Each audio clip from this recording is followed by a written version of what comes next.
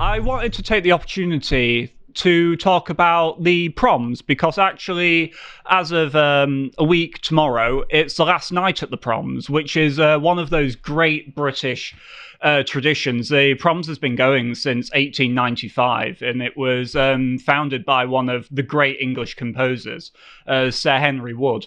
And it was just such a fantastic way of bringing together, and every single night, a different piece from one of the great European composers, from whether it's Mendelssohn or Brahms or Bach or Beethoven or some of our great English composers such as Elgar and Ray Vaughan Williams. And so I'm going to talk a little bit about that and how, to the surprise of absolutely no one, the BBC just couldn't let well enough alone.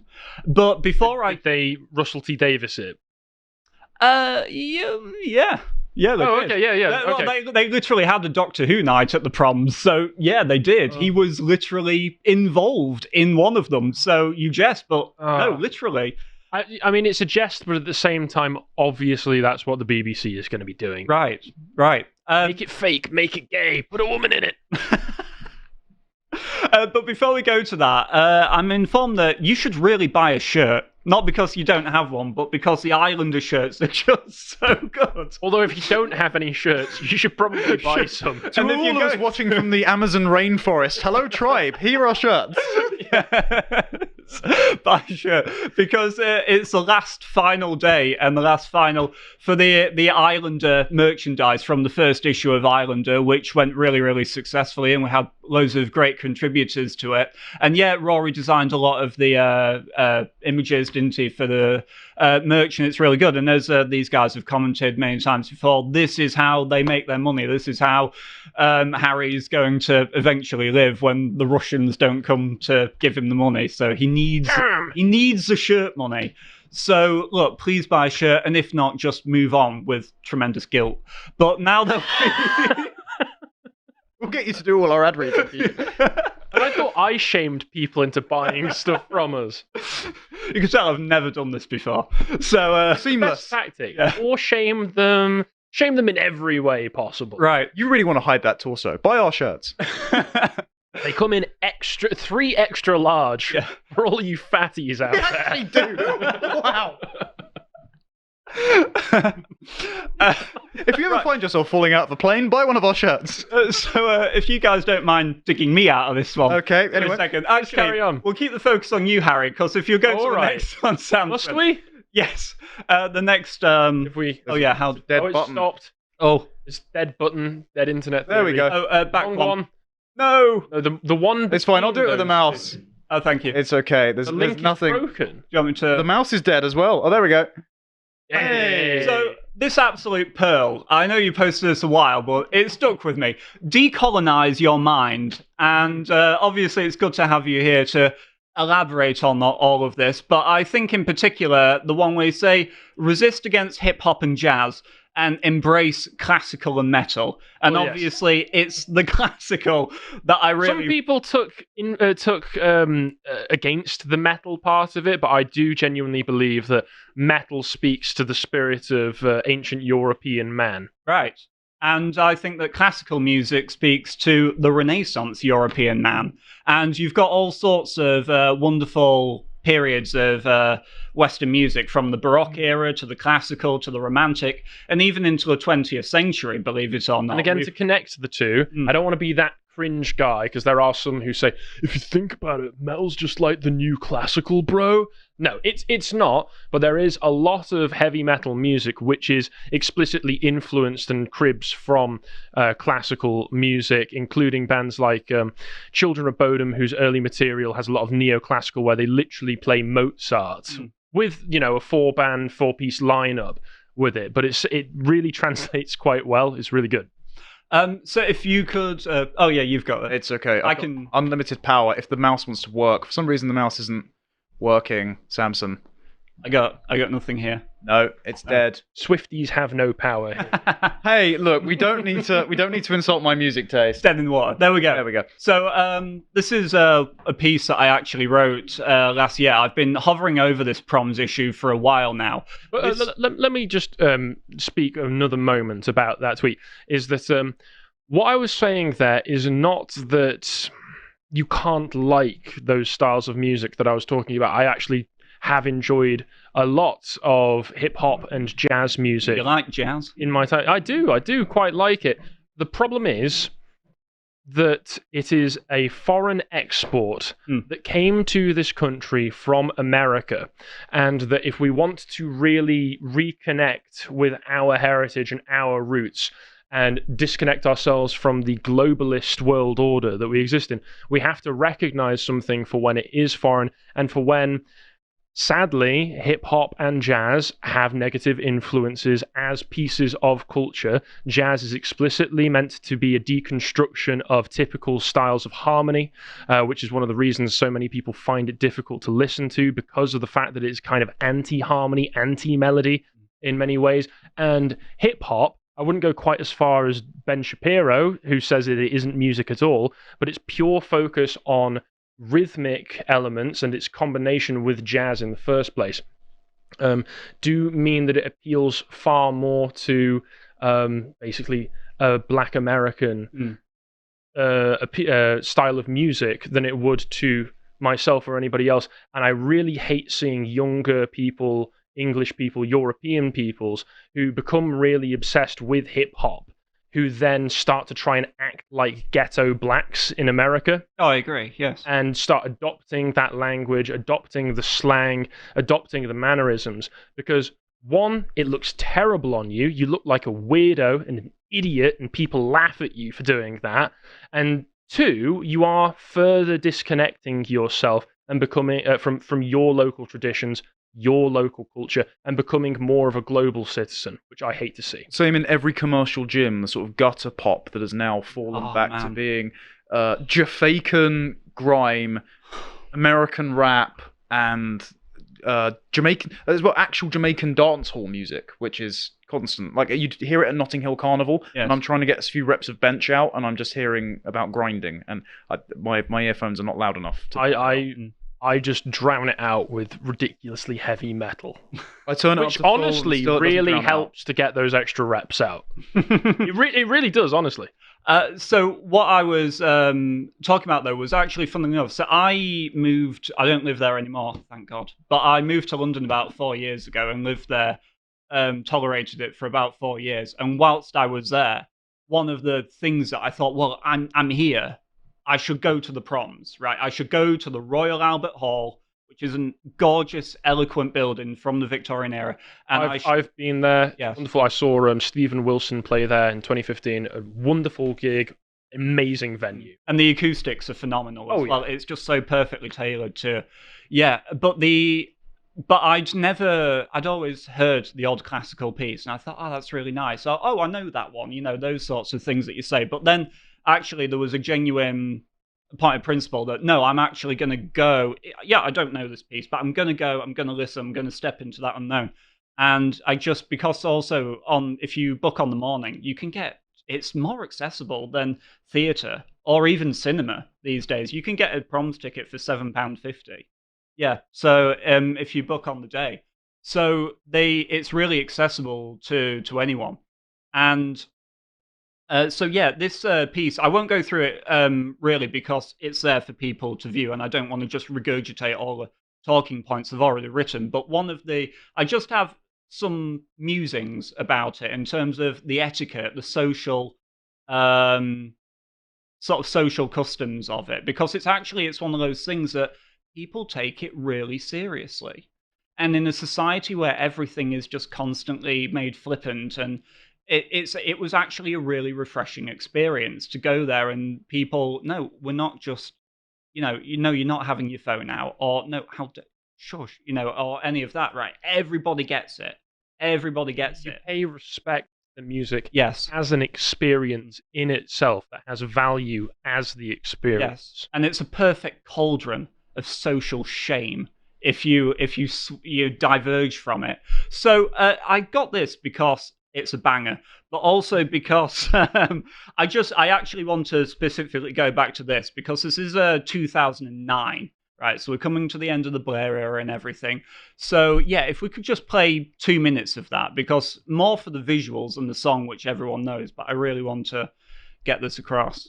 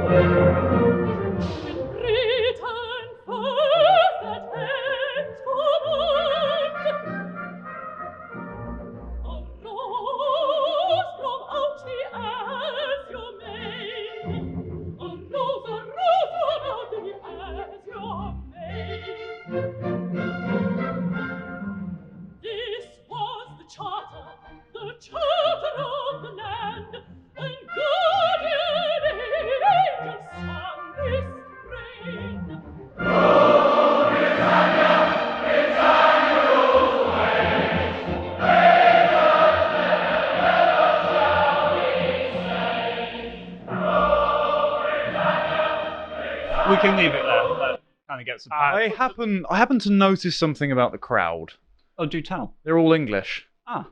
They're curious, that. It puts you in good spirits, though, doesn't it? Yeah, it did back in 2009, and when we had, actual displays of Englishness. It's curious how the crowd isn't very diverse. I will note, though, you're absolutely right. It gets me in the mood to blast this on all of the boats. Right. As they're turned back. I will actually counter you on one point, though, which is that you say how English it is, and it's a tragedy, obviously. But actually, you'll find that if you go to the Proms today, that's not changed. No matter. Oh no, I know that. Oh right, yeah. I know something funny. It's the same with metal gigs as well, which is that, and a lot of rock and punk gigs. I went to see John Lydon, otherwise known as Johnny Rotten, play with Public Image on their last ever tour last year. Oh, cool. And there is no whiter environment you can be in modern English than a punk or a metal gig, because as much as people would like to deny it, specific types of music appeal to specific types of people. Right. And that's just the way it is. And there's nothing value judgment in that. That's just how it is. But this is my point. We should own this. We should really own this and defend it, because, and honestly, it's an open field, because then no one else is interested in it. Same with the stately home. Like I occasionally go around like the sort of free parks. I went to an owl and a butterfly enclosure at sort of like local heritage site recently, and me and my missus were walking around going, curious lack of diversity here. Well, there was something interesting that I've just been reminded of through this conversation. Is I saw a report that had been going from an American news report where there had been, it wasn't a Walmart, but it was a similar chain store in America, where they had been being victimized by the local diversity, shall we say, and it had been happening again and again and again. And you know what they found had been the number one deterrent for the diversity coming and breaking into the shop and nicking things? Oh, Beethoven. Father's Day cards? No, actually, maybe, but yes, you are right. They started to play classical music from the speakers. Yes. They did this in the McDonald's in Wales. They played Beethoven in the McDonald's, and it kept all the people away that they didn't want around there. Well, yeah, it's music that fundamentally generally only really appeals to Europeans and East Asians. Right. Yeah, no, actually, that's something. The East Asians really. I mean, you could see in the audio, in the orchestra, there were a few Chinese people playing the violin as well, because they like that kind of music. Same thing with anytime there's a royal pageantry event. It's usually the British that will turn out en masse, and Asian tourists who really admire the royal family, and a few Americans. But they're basically English. But I had my own classical experience when I was in secondary school. For year 10 in our music class, there was a school trip so that we could go to look at go see the Manchester Philharmonic, and this would have been in maybe 2010. And I decided, I don't really listen to classical music. It's not heavy enough for me, because I was still wearing spiked wristbands because I was really cool at that time.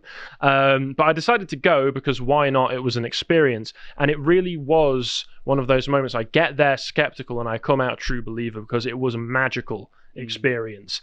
Harry like Danny DeVito. I get it now. Yeah, taking the music seriously. It was something that was serious business that spoke to a part of me that I hadn't really encountered yet. Right. It can open and expand your mind. Yeah, and that was my discovery as well. But you're absolutely right, Connor, that the demographics of the Proms have not changed. But as you will see with this clip from last year's Night of the Proms, if I dare you to hit play on it just for 5 seconds. Am I going to be upset by Go on, Samson. Yes.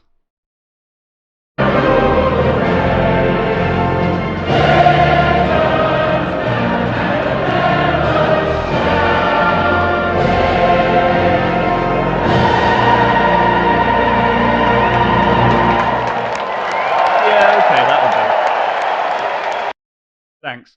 So, a lot of EU flags in there. Yeah. I thought that's what I was seeing. Never mind the just sheer dissonance, right? So, I'm hearing Rule Britannia, which is a song founded by Thomas Arne in 1740 and came out of the reaction to the Barbary pirates going over to Cornwall and Devon and taking English people as slaves. And so that's what it's referring to. So before even the sort of imperialist slant comes in, it's actually about defiance against an external threat. And yet these people are saying, waving their EU flags and saying, rule Britannia, Britannia rule the waves, and by the way, we want to tie you to a foreign power indissolubly. And it is really funny, though, that this is kind of the middle-class bubble. Yeah.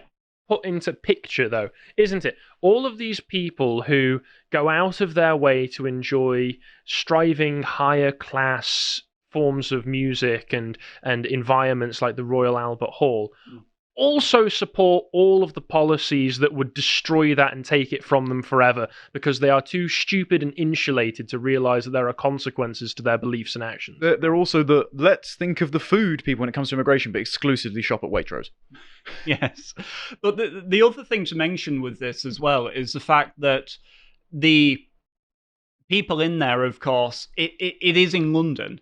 And London is, as I call in one of the later articles, London is the capital citadel of the Anglophobes, right? That really is just where they all hang out. And because, yes, it is a very middle-class venture, that's what they do. But yeah, I'll move on to this. So the BBC must improve diversity as near Snow White Proms. Yes, according to campaigners. Yes, according to those. The people that don't go. Campaigners with no vested interests in diversifying the Proms whatsoever. If they actually tried this would turn into a modern audience's video game situation where we diversified it and no one bought it. Why is this? I thought you meant they were all like in FIFA, where they're all 2D going. What, they put cardboard cutout black people in it? Yeah, because after 2 years, when the music goes to rubbish, no one will show up.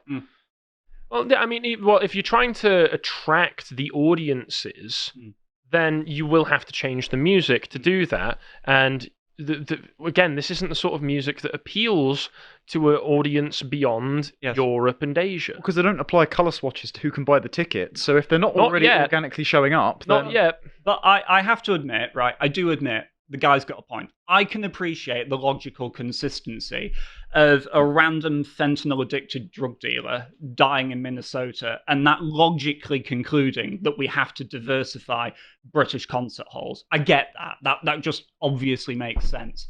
However, it still comes to... I'm loving the delivery. This is great. All right.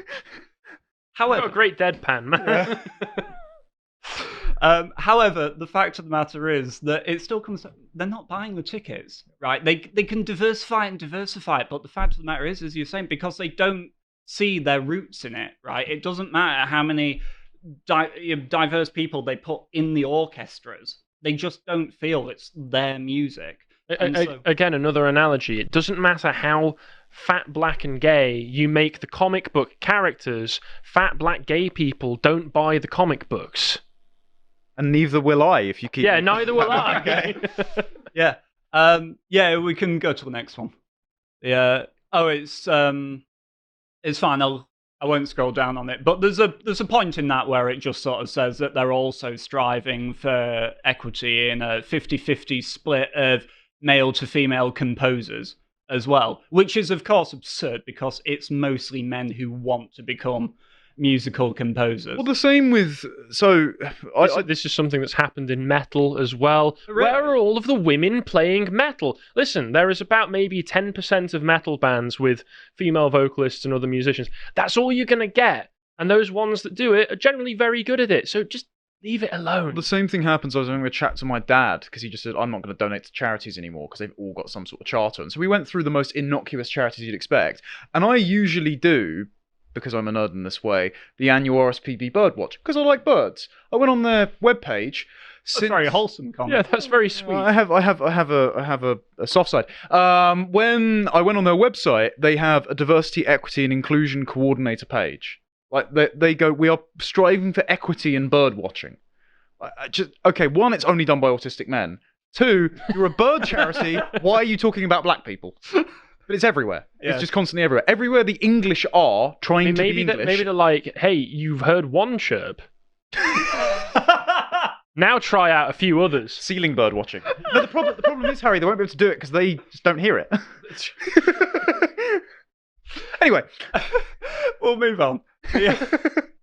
Yeah, go on then. Right, so this was actually something, so after, this is going back actually to 2020, because you'll remember when COVID started, that the BBC decided that they'd use that as an excuse to sort of try and slide Rule Britannia out the back door. And this is something that's been happening for a long time, and it actually comes back to Carl's point about, his speech at the Witten about anti-metaphor versus metaphor, right? And it's like, why can't we get rid of it? It's just a song. You know why we can't get rid of it, and you know why we love it. And the fact of the matter is that generations upon generations of Brits have sung this song boisterously in the face of the Barbary pirates, in the face of Napoleon, in the face of, there's 2 world wars, and now in the face of whinging EU, middle-class midwits. Yeah, exactly. And so, yeah, the Remainers are actually making it more relevant than it's been in quite a few decades, to be honest. So God bless them. But I have next one, please. Okay, cheers. I have a particular animus towards this guy. So this guy, patriotic song makes people feel uncomfortable. No, you were right the first time. Yeah. Makes you feel uncomfortable. Right. And good on you for being a cellist, as long as you're good. Who cares? The music isn't only meant to appeal to you. Right. But the thing is as well, right, I'm not narcissism. I'm not just picking the random opinion of some, as you say, this celloist at Prince Harry's wedding, right, which is worse than the opinion, to be honest with you. But nonetheless, it feels like a Meghan decision. Yeah, you could, Prince Philip was just there cringing in the background. God bless him. But the thing is as well with this, that he is the absolute darling of the classical music scene that has been taken over by the progressives, right, and who want to use classical music as a vehicle to, as always, promote their own agendas, right? So he's always in interviews, he always gets put everywhere, he's always on stage, he's always got something going on. Like that bloody George the Poet that they always wheel out every New Year's celebration. Exactly. Butchers the art of poetry. Yes, exactly that. So we'll go along another one. This is my second article that I actually wrote in reaction to what happened in the prior video from Isabel Oakeshot's Twitter account, where I just sort of went through it and I was saying that, look, at the end of the day, they're doing this to demoralize us, obviously. That's all it's about. It's about demoralization. And towards the end of the article, at the time, Peter Whittle from the New Culture Forum... Good lad. Yeah, he is a good lad. And I say as much in the article. But he was sort of saying that the Proms is best avoided. Right? It's like, no, actually, I don't think we should give up the territory. Yeah, I agree. I don't think we should give up the territory. We're just going to let them have it that easy, right? It's like, no, it's literally our turf. We're the ones with the genuine passion for it. We're the ones who are just trying to wave the Union flag as has traditionally been done for over a century now. We're not just going to give that up. And so, but I regret to announce that far from my sort of calls to reinvigorate the cause, if we go to the final one, the BBC have beat me to it, unfortunately, because the last night at the Proms, ticket holders are told protest flags will be removed. So the Union Jack and St. George's Cross. Of course. But obviously what is... Scottish flag? Question mark? Probably not. The thing is as well, right, you have to talk... The last night at the Proms, back in 2023, happened a month before the Israel Palestine. October 7th. I was going to say, it's all going to be Palestine flags. So I'm still pretty sure that we're going to see a sea of blue EU flags. But I just think it's a great tragedy that it's come to this point where it should be a place, this just great coliseum of national patriotism. But obviously to them, more than COVID, patriotism is the real virus that they wish to eradicate. And frankly, we can't allow it. And so I would just sort of say to those listening that no matter whether you attend the Proms or don't attend the Proms, because I can totally respect, even if it is £7.50, that you just won't want to give the BBC a quid, which I totally respect as a valid opinion. I would just say to you that on your own terms then, it's something worth looking into. Buy some vinyls, buy some, go to another one. There are so many wonderful sort of town orchestras, right, all up and down the country. You can support your local orchestras. Furthermore, on the sort of point that I was trying to make with my tweet that we referred to at the beginning of this, take involvement in all of your local culture as well. In parts of the country, they've got really quaint, funny things like pie rolling contests where you go to a hill and people of the local community have baked pies and whoever gets theirs down the hill first wins.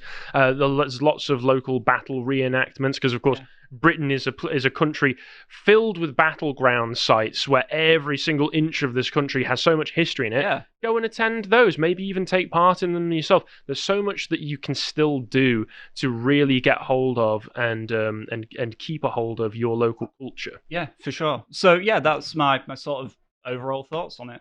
I hope you appreciated that segment from the podcast of the Lotus Eaters, and if you want to see what else we're up to, you can follow Connor's series where he talks to lots of prominent people in the Westminster political sphere. Here he's talking to Ben Habib. And if you want to see what else we're putting out, you can follow us on Twitter where we post links to all of the work we're doing. Thank you very much for watching, and goodbye.